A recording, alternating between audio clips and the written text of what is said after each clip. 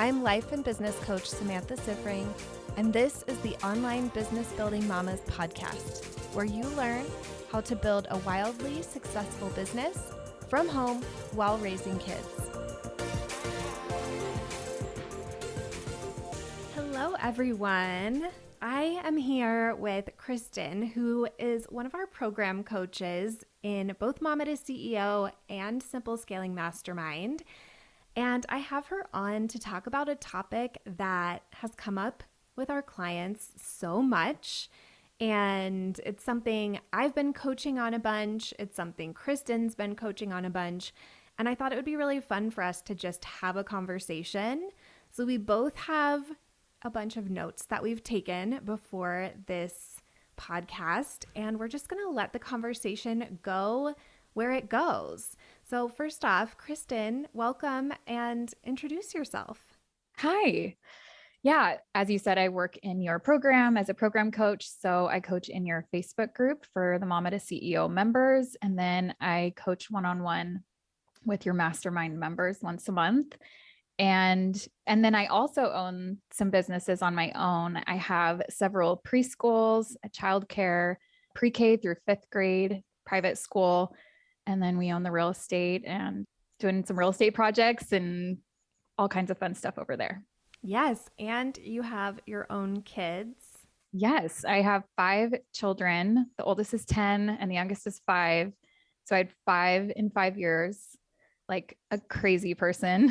So I love it. I feel like this is just like the credibility for this podcast is like many children.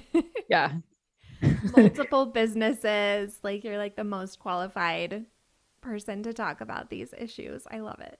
Well, and even before I started working for you, you really helped me because I kind of feel like I thought there was like going to be some point where I wasn't going to be kind of a mess most of the time. And I was like, wait, we can like make money now, but I'm like still kind of a mess. And it's just really refreshing to see how you share like, yeah, we're just like the normal people making some money as moms doing the things. So I really resonate with that. And it's kind of taken some pressure off of me because I can just be me and also have 5 crazy kids and a marriage and a little puppy too. So yeah, all the things. I love this. Like, I just think this ties in so well with some of the things I wanted to talk about, but I just love like permission to be kind of messy. Yeah. Like, what if that's okay to just like be a messy human? Like, what if every human's messy and like that's just normal? Right. I used to think that there was going to be like some point where I got it all together and then like I will have made it. And now I see like that's such a fantasy and I can just decide like I've already made it. But yeah. And like it's a fantasy that feels bad. Like if we're going to have a fantasy, let's have it be one that feels great. Yeah, exactly. I'd be like, someday we're all going to be on time. Like every appointment, every school drop off. That's just, I don't know. I'd rather worry about other things now. Yeah, I agree with you. I absolutely agree. It's been funny since my husband has taken over like a lot of like the school drop off and that kind of thing. Like I just noticed how not that concerned he is with like 100% on time. Yeah. He's just, like most of the time that's great. And sometimes it just doesn't happen and it's like not a big deal to him. Yeah, I know. It's so amazing to watch. I would watch my husband. We've been married 13 years and he just like lets things roll off. He doesn't like judge himself. He just moves on. And we're probably going to talk about some of this today, but just, I would like obsess over how I didn't get it right, how I was like doing it wrong, like what must other people think of me. And I really liked using his example of he just didn't care. Like sometimes we're late, sometimes we're not. It's no big deal. He just was really proud for the effort. Yeah, we tried. Yep. And also we eventually made it there. So we won the day. Yeah. Absolutely. Okay. So let's get in to the topic. So I know we both have a lot of notes that we took and I would love to hear what came up for you. It sounded like you had some main areas you wanted to hit. Yeah. So I did reflect back on probably the last 6 months of just topics that I've seen come up over and over. And one of the big ones was work being at odds with family and personal time, putting yourself last on the list over and over and over again, and trying to also fit work within like your current set schedule of like what the kids are doing, what the partner's doing, like everyone's things, and like trying to fit yourself within that, whatever your priorities are. And so it's almost like your worthiness is tied to being selfless, being giving, like over giving.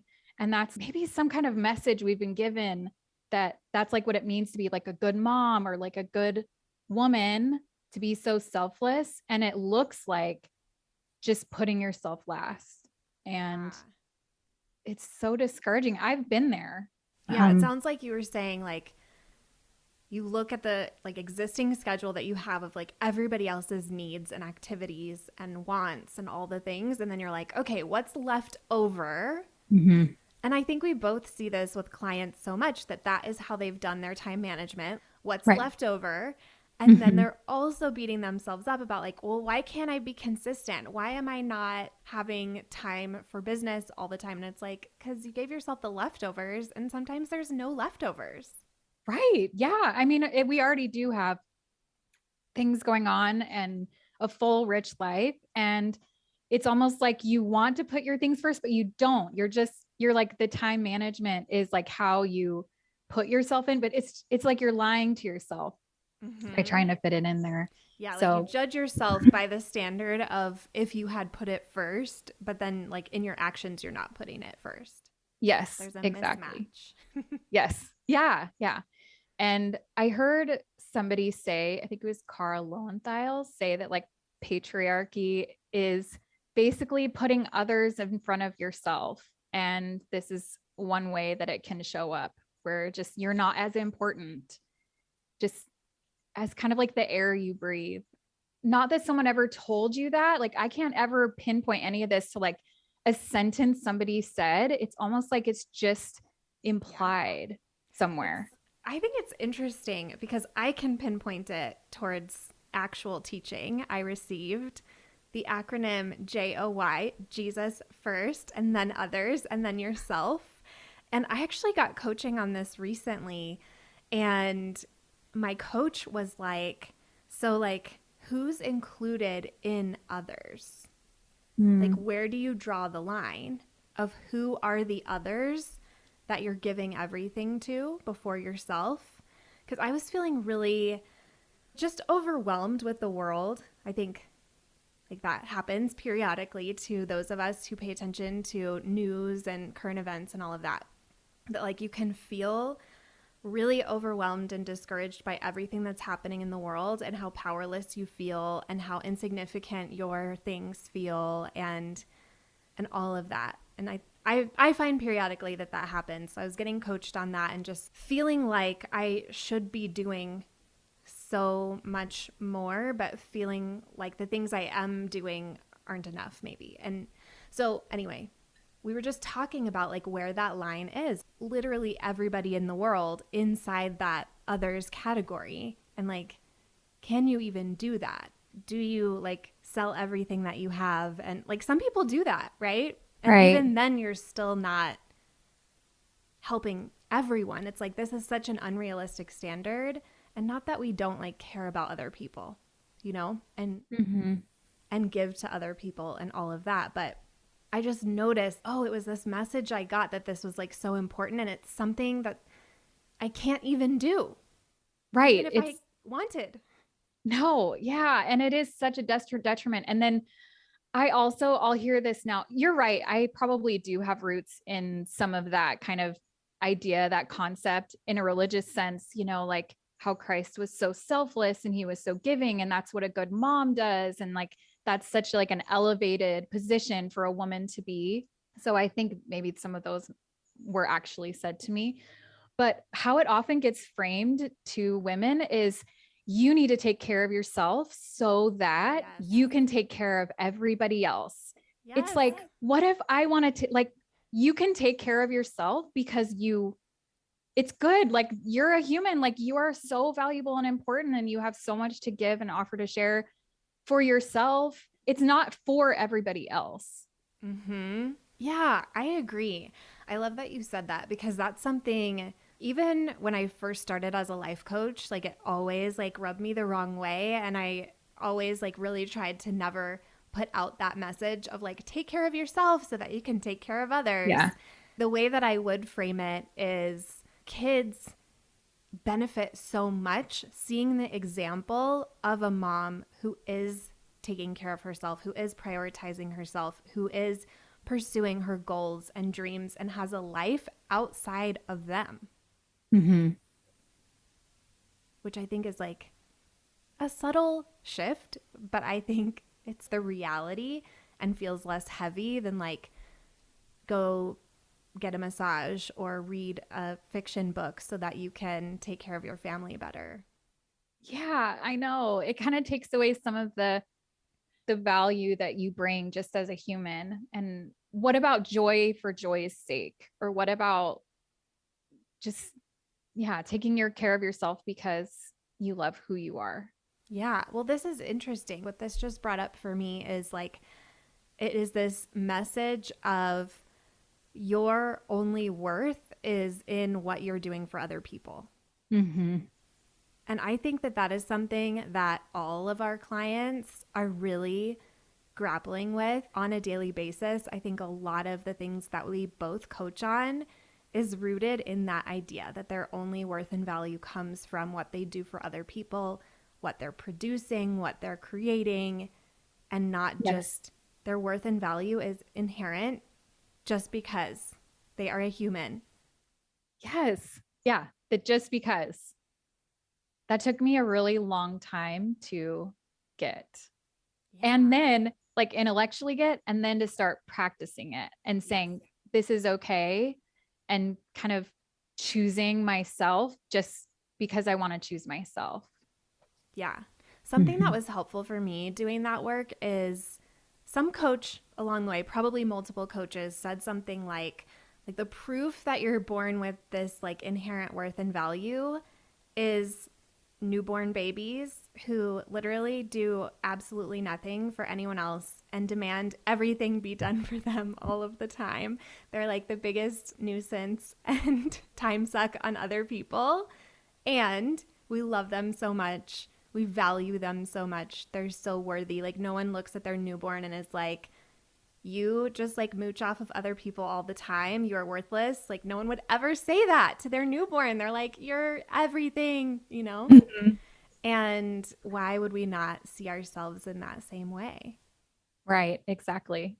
I think it's our work to see ourselves in that way, Mm-hmm. our intrinsic worth and value.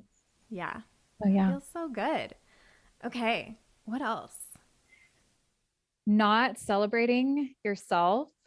And I think this actually ties into kind of what we were saying because it's about creating something maybe even really big or like needing some end result right now to like prove your worthiness. Thinking success is like some kind of a fluke, like you're not able or capable. There's something in you that's like broken or not full of the ideas and magic and the like knowledge and wisdom that you already have that's created something already.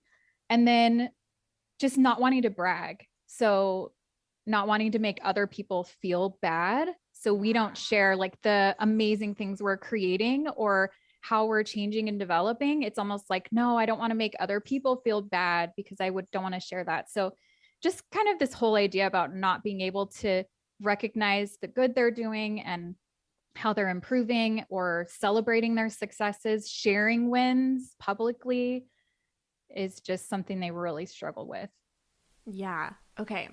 So I was thinking about some of this too. And for me, I was thinking about not wanting to make other people uncomfortable and really having this idea that like who we're supposed to be to others is agreeable and like creating their comfort or supporting Mm-hmm. their comfort instead of being disagreeable or making them uncomfortable.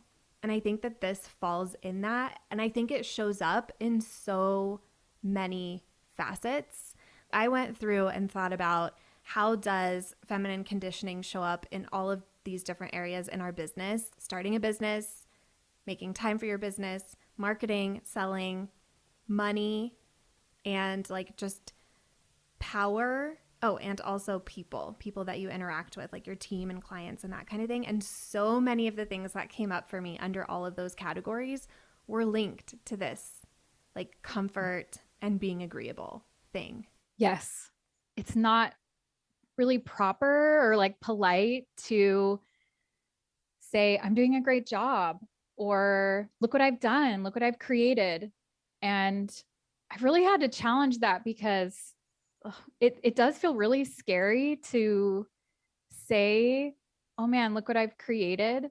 But I think that's so important because that's how other people get expanded. That's how other people, especially women, can see other women having a family and running a business, or they can see how people interact in a real life way. Yeah. Yeah. I think when women talk about what they've accomplished and created, it like plants the seed in other women that they could do that too. Mm-hmm. And I notice this a lot, like in our Facebook communities. Sometimes clients will reach out and be like, I'm so excited about this thing, but I don't really want to share it in the group because I don't want to make people feel bad. Yes. And it's like, oh my gosh, no, like we don't want to have communities where the only acceptable thing to talk about is how we're struggling. Mm-hmm. Well, and I do think there's a flip side of it too. There's this comparison. So you've been on the other side where you see other people's success and then you make it mean something about you, like you're doing something wrong, or you haven't made it, or you can't figure it out, or you're broken. And so maybe you've experienced that and maybe haven't examined it. And so when you do have something to quote unquote share, or like brag, what you would consider like bragging, then you would be conscious of other people maybe feeling that same way. Yeah. And I just think that whole thing is broken, that concept. Yes. Yes. The idea of being broken Yeah, is broken. it's broken. It doesn't work. I hate it. Every time people like say that to me, I'm like, I think this needs to go in the trash. I think it's the worst thought. I know for a lot of people, it also comes from having a religious background, this idea of being broken. And I'm just like, no, it's trash. Yeah, you can throw it There's away. no value. Like, I just always think, let's put it in that self coaching model. Thought, Mhm. I'm broken. Okay, how do we feel? How do we show up? What are the things we're creating in the world when we are thinking that about ourselves? It's nothing good. Like, No. having negative thoughts about yourself like that just don't create anything positive. There's no benefit to having those kinds of thoughts. And I don't know, I try to like eliminate them. It takes work though. Like being scolded by me saying put that in the trash does not make it go away, but hopefully it creates awareness. Yeah, I've actually been challenging myself to find something worth celebrating every day. That's been my work. And I would challenge anybody to do that work. The most successful people that I know are the ones who have done that, can actually see the progress that they're making, even if it's invisible to the world. Sometimes Yeah. it's inner progress. Sometimes it's just, hey, today I didn't judge myself so harshly. And that's amazing. Yeah, I love that so much. That is something I shared a lot in the launch guide for the mastermind. I feel like the launch guide was very much like my reflection of selling Mama to CEO for like a year and a half and everything that I learned in that process. Because in there, one of the things that I share is that for a long time, I had this narrative that I didn't know how to sell it, that I wasn't good at selling it, and that there was something wrong. So every launch, it was like, I hope I figured out the thing that I was doing wrong. And then I would have the launch and I wouldn't hit my goal. And then I would feel terrible and compare to my friend who was selling like 900 spots in a launch, all the things. and like look at what she was doing and like hire her marketing specialist, even though my body was like screaming, no, this is a mistake. Like all looking at all of this like external authority, trying to find answers outside of me. And the launch where everything changed was the one where I realized I actually have sold a lot of spots over the past year and a half in this program. Maybe I already know how to sell it, and I'm not trying to figure out how to sell it. Like, I've actually sold it, I know how to sell it, and I just let myself feel that and stop looking for what I was missing or what I was doing wrong, what other people were doing right. And then magically it was the launch where I actually hit my goal because I wasn't feeling terrible about the whole thing. I love that so much. I actually think that is probably one of the biggest ways to be successful in business is to see what's working and focus there. And that doesn't mean you're not curious about ways that you can grow and develop, but your main focus is on, yes, I can, I have it. Throw that I'm broken stuff away and focus on, you do know I can create this. Look at all of the success I've already created. Like focus on what is working and the things worth celebrating and leaning into that. Yeah, I think looking at what's working, like you could just look at what is working, and even if you like haven't made money or signed clients yet, like you see the things you put out in the world that people respond to. You see what gets you engagement. You see what makes people's eyes light up. You see what gets you DMs. Like you can tell what people respond to, and you can just study those things, lean into those things, do more of those things, and let go of the stuff that's not working. Yes. That is the way that you could just like make unlimited amounts of money, just like following that idea. 100%. Yes. That's the way. That's the way. That's all you need to know. That's the only business coaching anyone ever needs. Just do that. It's so true though. And I think it can be so hard to do that because of the comparison and all the stories we have. And I think a really big one is this idea of like the right way to do things. And like this for sure is like my major story. We were joking at the Mastermind live event, like everybody has their thing. Like we have the people who think they're a fraud and the people who think they're not enough and the ones who think they don't belong and the ones who like always make themselves wrong. And that is me. And so I think for those of us who make themselves wrong, it's like this searching for external authority and the right way to do it. And I see this so much with clients. I think a lot of the people attracted to me are people who are really good students and want to like know what is the rubric for business that I can just follow so I can get the A. And it just doesn't exist. Like it doesn't. How it works. No. Well, and like you said, with hiring your friend's marketing team and your body's like saying no, I mean, you've seen on the outside, like evidence that that works, and yet it just didn't for you. And so everyone's business journey really does look different. And it has to do with your own unique abilities and your own unique wisdom and really what's right for your business. Because you're creating something unique and new in the world that never existed before. And it's like part of you. And there isn't anything like it. Yeah. And I think that there are those things that are super standard for everybody. Like, hey, maybe you should like set aside some time to do some work on the business. Right. And hey, you probably need some eyeballs on your stuff. You need people aware that you exist before anyone's going to be able to hire you. Yes. You need to probably invite people to take the next step so they even know how they can work with you, right? Like there are some standard things that you absolutely need to be checking those boxes, but the way that you do it can vary so much, and like all the things work. So you might as well look at what's the thing that I want to try that feels like a yes in my body. Mm-hmm. Yeah. And I think people think it's like more complicated than it is.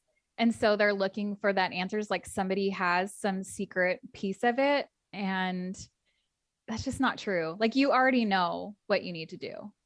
Yeah. I think So that's let's go there. why both of my programs resonate with people so much, because a lot of people have been on the search for the secret thing. And then they come in and they realize everything, like as I lay it out, it simplifies what's already in their head to be like these few steps. And they're like, oh my gosh, it is this simple. It is this easy. Like I can just do these few things and it'll work. And I feel Mm-hmm. like it blows their minds when they just let it be simple and do Right. those things. And then they're like, oh my gosh, I just had like my biggest month ever, or just got my first client after a year or whatever it is. It is simple. Like that's the actual secret. It Stop is. making it complicated. Yeah, exactly. And you really already know you have everything that you need. Yeah. Yeah. So good. Yeah, I Mm-hmm. feel like so much of my work is helping my clients find the things they already know, like reassuring them that they can trust themselves. Yes, It's very powerful. it Okay, is. what else? The last thing is it shows up in being afraid to be visible, but I think the root of it is trying to be nice. I was actually just coached on this, and the coach said something like, "Oh, what you're describing is what Nicola Perla says is the niceness cage." And I tried to look it up. I haven't read her book, How to Do the Work, yet, but it's just this idea that like we're kind of taught like to be good in the world means to be nice and to be thinking about everyone else's feelings and not ruffling feathers and really just kind of being quiet and pretty and not taking up too much space. And so then when we go out to build a business and get eyeballs on our things, share our unique voice, it feels absolutely terrifying because it feels like not being nice, that you're too loud, you're too much, you're taking too much space. And it's just really confronting. And yeah, I see that come up over and over and over again. Yeah, I think that this is the hardest thing about marketing for women is this message that you're supposed to be quiet, be Mm-hmm. nice, be pretty, like I don't know, like fit in with Yeah. other people. And then every piece of marketing advice out there is like, take up space, have big opinions, ruffle feathers, and Right. like be weird and like all of this stuff, or even just like be yourself. I struggled with this for so long. And like I have been able to do really good marketing even while struggling with this. So you don't have to like solve, there's no destination. But I remember last year, I would talk to my best friend about this all the time. And she would be like, you just need to show people like you, more of you. And I'm like, well, I don't think I'm being fake online. Like I am being me. And it wasn't until very recently I had an experience in my business where I really shifted this and really allowed myself to become my own authority, my own compass of right and wrong and all of that inside my business, that it just like clicked into place and started feeling very easy. Mm-hmm. Like it was just like, oh, I can just like record myself talking. I think I had kind of had this idea that I had to be like someone else online. And so I had Right. like all of these like conflicting ideas of like what I thought I should be like online that really kept me stuck, not doing very much. And what I was doing felt very hard. Mm-hmm. And when I realized, oh, I don't have to be like this other coach, I don't have to be like my friend over here, like I don't have to be like all of these people. I can literally hit record and speak into the camera. Whatever comes out is good enough. Mm-hmm. Like that is the easiest thing in the world, is to just Right. like do a minute of talking and hit post, you know? Like that is so easy and it takes no time at all, but it's like all the drama we build up, overthinking and all of that makes it feel so hard. Well, I think this whole idea about being nice, you're thinking about what everyone else is thinking and how they perceive you and trying to almost control how they perceive you. And it's just, it takes so much energy in your brain and it's impossible to do anyways. And really, it just hit me like what we need to do is actually be nice to ourselves. Yes. And stop trying to be nice to everybody else around us. Like nice in like the words you say as you're trying to help people, right? Because that's what you're doing in business is you're trying to help people, but we're like editing and editing and editing ourselves back. And then yet trying to be quote unquote authentic takes up so much energy instead of I'm going to say what's on my heart, what feels true to me in the most honest. Of course, you can be kind and thoughtful. And I'm going to be so nice to myself. Yeah. Yeah. I started doing these reels where I've just been having people submit questions and then I just like go on and I've been doing like about one a day, but I'm not stressing about doing one a day. And I go on there. I have a minute on that reel to answer that question. So I just speak for a minute, my thoughts on whatever that topic is, and then I post it. And I have been in bed for at least one of them, sitting in my backyard with no makeup on, for one. I was in my hot tub for one. Like, I don't even think I've done one in my office yet, or maybe one of them has been in my office, but just like letting it be as if my friend asked me that question and I sent her like a Marco Polo with just like stream of consciousness and just like put it out there and people are loving it except for one random troll who said cringe, which I thought was funny, so I shared it. Well, that just means you've made it. So, and we all know that. Right? Yeah. But I think I'm able to do that because I am nice to myself, because I'm not being like, oh, look, you have like a breakout or you have too much cleavage or whatever, you know? Right. Yeah. So good. Okay.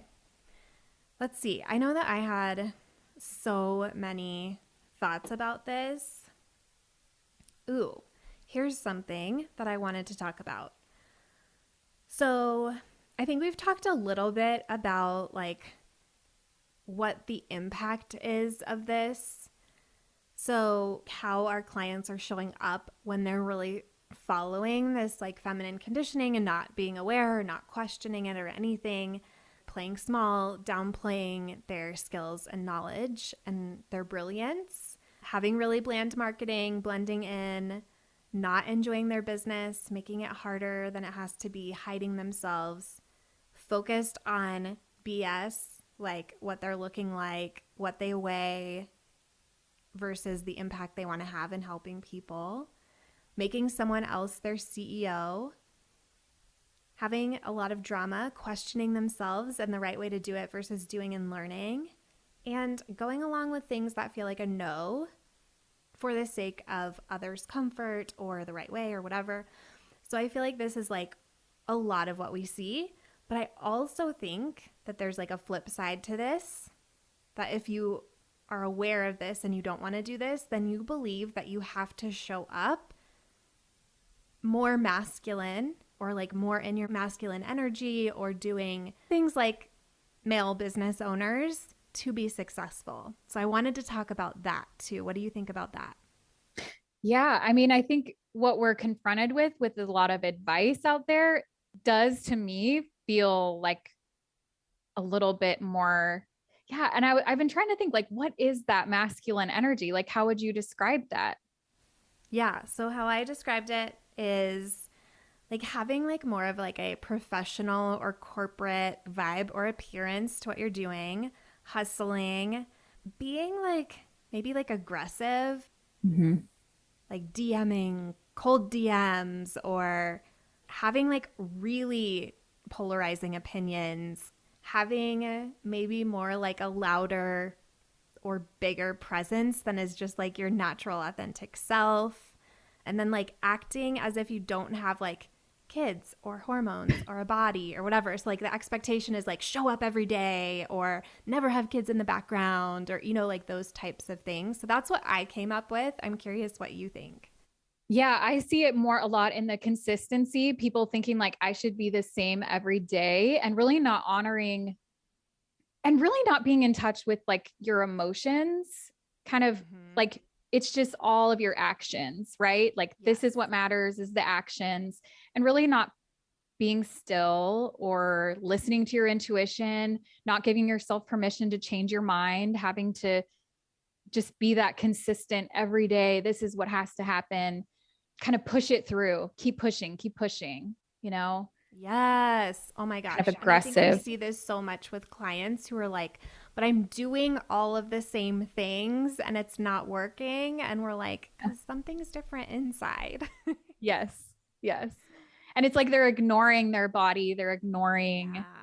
really like how they're really feeling and connecting to like what thoughts are those, but certainly like connecting to their feelings, letting their body be part of that decision making process, Mm-hmm. part of helping them like flow with their day, honoring their own energy levels and maybe experimenting with some of that. It's just more about nope, just have to keep going, Yeah. more and more and more. Yeah. I find that so interesting. And I very much used to be that way in my business. And now I think like I've done a lot of work to get really in touch with my body, with like intuitive eating and that kind of thing. And it's really influenced the business a lot. And it's so funny to me. Like I don't even have necessarily set work hours anymore. I have a lot of like time that I can just do whatever I want, and that is like an amazing life that I've been able to create for myself. So I think I have more options about when I can get things done than I did in a previous part of my business as well. But it feels so good to just know I kind of have this like running list of things that I want to get done by certain dates, and then I just see when I feel like doing it. And I trust that I will, and I always do.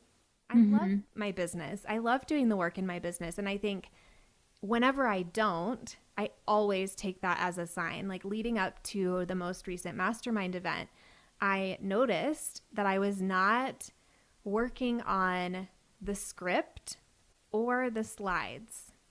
Mm-hmm. And it really felt like any of the work that I was doing on those things, I really had to force myself into it, and I was resisting it, and I was going so slow. Like I'm such a quick worker. And so when something's slow for me, it is suspicious.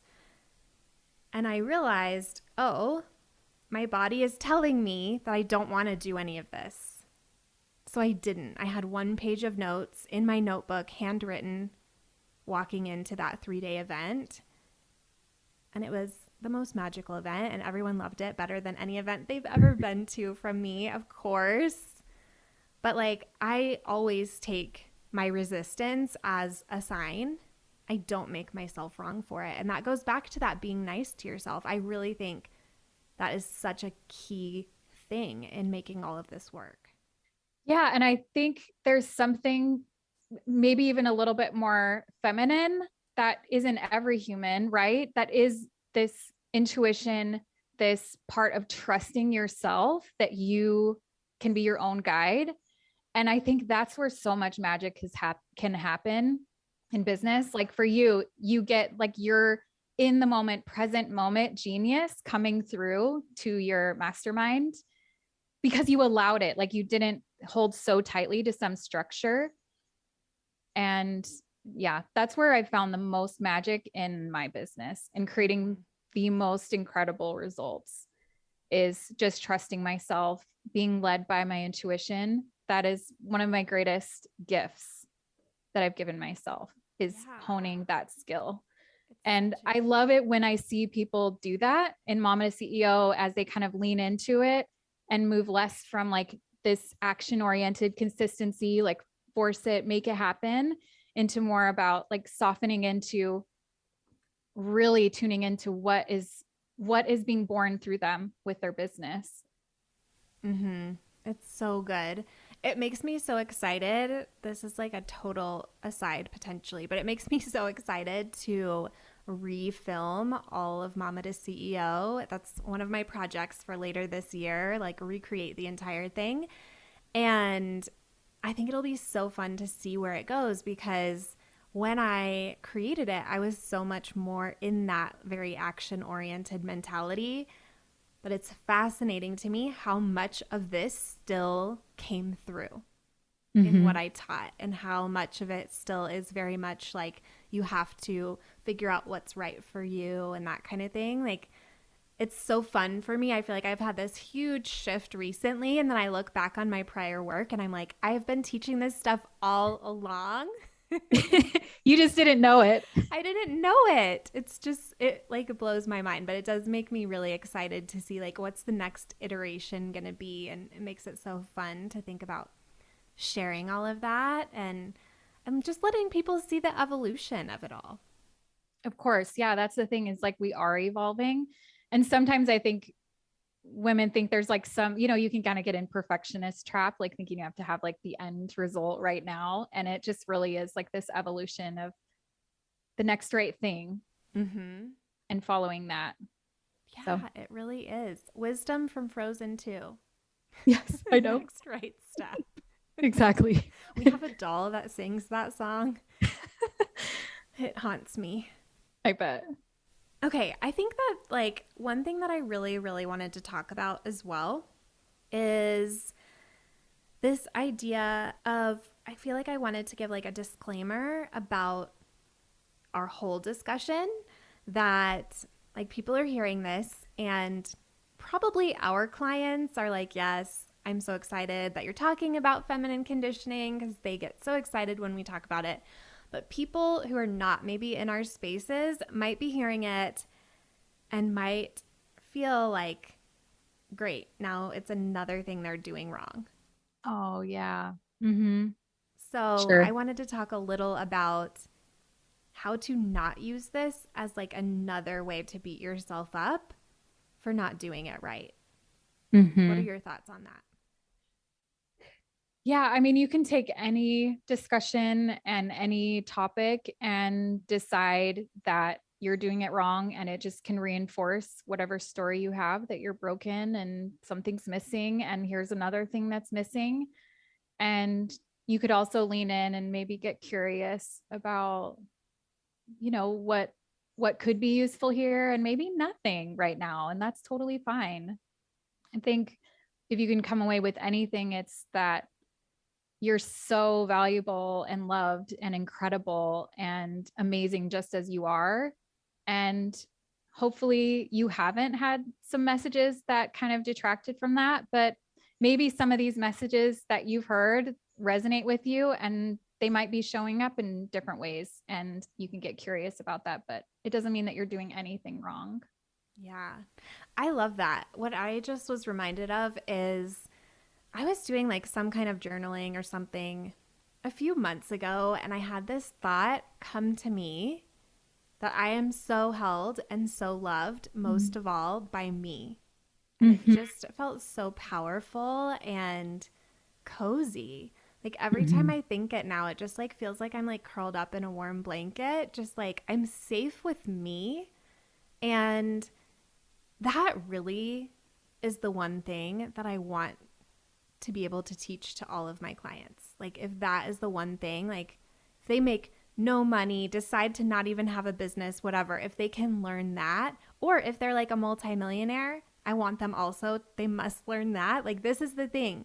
No matter what they walk away with, I want that to be part of it, because I think that is really how you're going to live a life that you're going to enjoy, that you're going to, be at the end of your life feeling as good as you can. I don't know. I'm somebody who's like, end of life, no thank you. I know not everybody is like that. I feel like I'm like on the freakish end of the spectrum on discomfort with the idea that I won't be alive forever. I think a lot about, are you going to look back and love how you did it? And I think when you have been okay with yourself the whole way, that's like the best chance that you're going to love how you did it. And so I feel like with all of this discussion today, like we're all programmed from society, like we've talked about this, other people's opinions, all the things.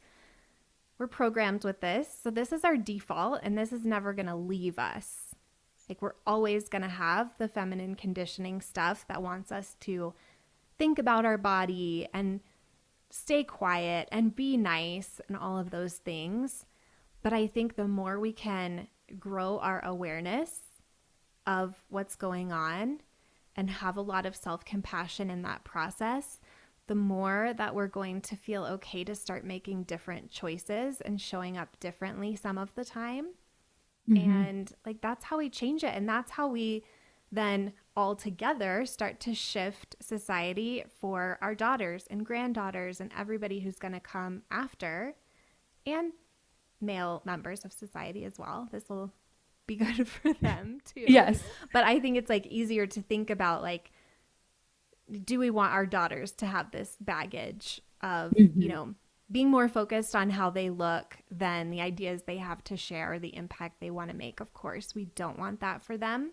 And I think that for me is like a quick way to snap out of anything that I'm overthinking or obsessing about. Like, do I want my daughter to obsess about this? No. Right. I think about that too. I had something happen to me recently. I've been doing these projects in our schools, and I was helping out with something for the last couple of weeks, actually creating our summer camp program. And I was like passing it off to new leaders. I was like hiring, I'm like developing, I'm coaching.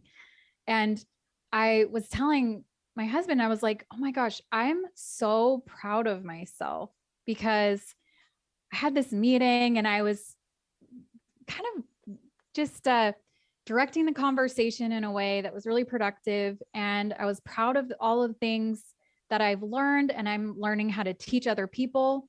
And I was actually feeling not uncomfortable, but like, this is not a familiar feeling for me to feel proud of myself. And I was comparing it to how I've been in the past, which is more judgmental. I should have handled this more. I could have been doing more. I could have taught this better. Like it's not turning out in this perfect way. And I didn't have hardly any of those thoughts. I just had been feeling so proud of myself. And I realized, oh yeah, this is the fruits of doing some of this work, is like noticing and questioning some of these ideas and kind of deciding to let them go and choose a new way and trust myself and just slowly evolve. And I just thought, oh, this is what fuels people. Is it used to be judgment and just forcing myself. And I feel energized when I feel proud of myself. And I'm like, okay, this is what I've been looking for this energy. We're all kind of tired as women. And I really think it's the judgment and the comparison is exhausting, and these ideas in our mind. And I think you can find energy by being proud of yourself, noticing all the amazing things you are doing, and just being really nice to yourself, being kind to yourself, treating yourself, and like you said, like holding yourself. Mm-hmm. Oh my gosh, it is so energizing. I love that you said that. It reminded me, I don't know if you have looked at and like listened to the Quit Talking Shit course in Mama to CEO. So this is the first thing I ever created as a life coach. It's like a 2-week course where there's these like short audios and worksheets. Like it is funny. Anybody who listens, like I probably sound like a baby. Like I have a baby talk voice because I used to have a baby talk voice. Like you can even hear it in like like the very beginning of this podcast. So I made that course and I decided to put it into Mama to CEO so that everybody could see my evolution as a teacher and coach and all of that. But also, it's really good. And one of the things that I talk about is like imagining a sports team that has cheerleaders like cheering on everything that they're doing versus one that is, I think I called it cheerleaders, like just like making fun of them and tearing them down the whole time. And like, how does that impact the sports team to have like a squad of people who are just tearing them down and criticizing every little thing? Performance would probably not be great. Yeah. And we do that with ourselves. And so, of course, it's exhausting to be doing that. And of course, it's so much more energizing to just like be proud and feel great and love yourself and be like giving yourself that fuel. Mm-hmm. Yes. I love that analogy. That's so good. The Jeer So squad. funny. I know, it's really funny thinking about like, because I look back, I'm sure all of us, like we look back to the very beginning and we're like, I knew nothing then. Yeah. But it's like, wow, no, I had some like good stuff from the very start. It's fun So to good. see. Yeah. Yep. All right. Any other thoughts before we go? No, this has just been an honor. And I love, love, love your clients. It's amazing to learn from them and coach them. They're the best people. They're the best. Everyone needs to join. I know. I was thinking that, I've been thinking that so much lately, but at the live event, I felt so comfortable. And like, I'm sure anybody listening, like thinking about getting mic'd up, being on stage with lights on you, being recorded, like being on in front of a group for multiple days, like doesn't sound comfortable. And it usually isn't comfortable for me. I usually feel pretty nervous.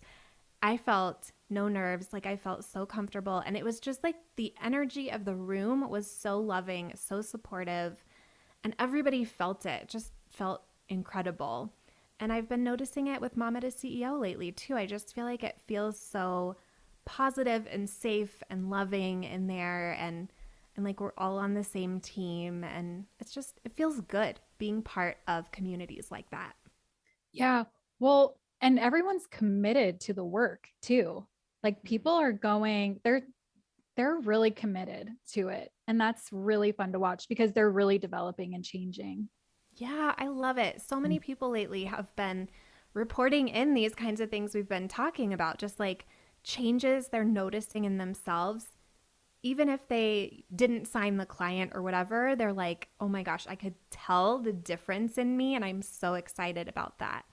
And that is the path to making money. Like you said Yes. earlier, like the people who are the most successful are the ones doing that. So it's really just such a good community to be a part of. Yeah. I love it. All right. Well, thanks so much for joining me and sharing your thoughts. I know everyone's going to be extremely excited for this episode, and I just really appreciate your time. Yeah. Thanks, Samantha. All right. Talk to you later. If you like this podcast, I want to invite you to coach with me over in my program, Mama to CEO. There's you, and there's the consistent income you want to make in your business, and I help you remove everything standing in between. It's lifetime access for mastering your marketing, sales, time, and everything else you need to have the business and life you really want. Whether it's making your first 1,000 or 100,000, I can help you do it. To join, go to mamatoceo.com. mamatoceo.com.